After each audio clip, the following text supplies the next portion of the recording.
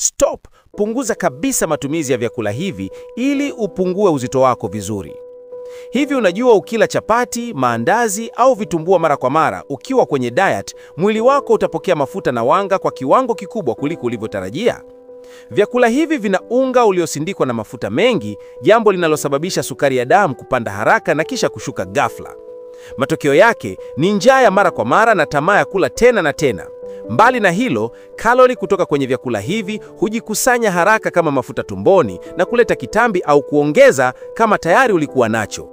Hivyo, unaweza ukawa unajitahidi kufanya mazoezi, lakini matokeo hayaji kwa sababu mlo wako unakukwamisha.